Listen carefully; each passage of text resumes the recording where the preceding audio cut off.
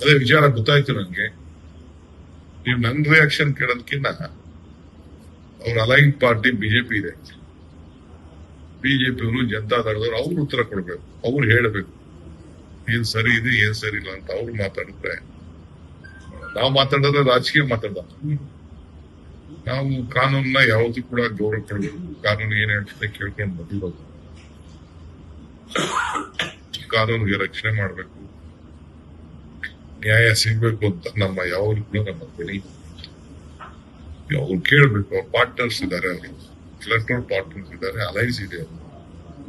ಅವ್ರು ಯಾಕೆ ಮಾತಾಡ್ತಾ ಇಲ್ಲ, ಯಾಕೆ ಅಶೋಕ್ ಮಾತಾಡ್ತಾ ಇಲ್ಲ, ಯಾಕೆ ಜನತಾದಳ ಲೀಡರ್ ಮಾತಾಡ್ತಾ ಇಲ್ಲ, ಯಾಕೆ ನಾಡಸ್ವಾಮಿ ಮಾತಾಡ್ತಾ ಇಲ್ಲ, ಯಾಕೆ ಯಡಿಯೂರಪ್ಪ ಆಗ್ಲಿ ಅವರ ವಿಜಯಪ್ಪ ಆಗ್ಲಿ, ಸಿಟಿ ರವಿ, ಮುಖ್ಯವಾಗಿ ಸಿಟಿ ರವಿ ಹೆಣ್ಮಕ್ಳಿಗೆ ರಕ್ಷಕರು, ಹೆಣ್ಮಕ್ಳಿಗೆಲ್ಲ ಬಹಳ ರಕ್ಷಕರು, ಅವ್ರು ಮಾತಾಡ್ತಾರೆ, ಅವರೆಲ್ಲ ಮಾತಾಡ್ತಾರೆ. ಅಲ್ಲ, ಇವತ್ತು ಸೆಂಟೆನ್ಸ್ ಆನ್ ಹಿಯರಿಂಗ್ ಅಲ್ಲೂ ಕೂಡ ಆರೋಪ ಮಾಡಿದ್ದೇನೆಂದ್ರೆ ಇದು ಷಡ್ಯಂತ್ರ ಇದರಿಂದ ಇರುವಂತದ್ದು ಅಂತ ಬಹಳ ಸ್ಪಷ್ಟವಾಗಿ ನಿನ್ನೇನು ಯಾರು ಈಗ ಸೆಂಟೆನ್ಸ್ ಆನ್ ಹಿಯರಿಂಗ್ ಇತ್ತಲ್ಲ ಸರ್, ಅಂದ್ರೆ ಕ್ವಾಂಟಮ್ ಆಫ್ ಪನಿಷ್ಮೆಂಟ್ ಅನೌನ್ಸ್ ಆಗುವಾಗ ಸೆಂಟೆನ್ಸ್ ಆಫ್ ಹಿಯರಿಂಗ್ ನಡೀತು. ಈ ಸಂದರ್ಭದಲ್ಲೂ ಕೂಡ ಷಡ್ಯಂತ್ರ ನಡೀತು ಅಂತ ಪ್ರಜ್ವಲ್ ಪರ ವಕೀಲರು ಮತ್ತು ಪ್ರಜ್ವಲ್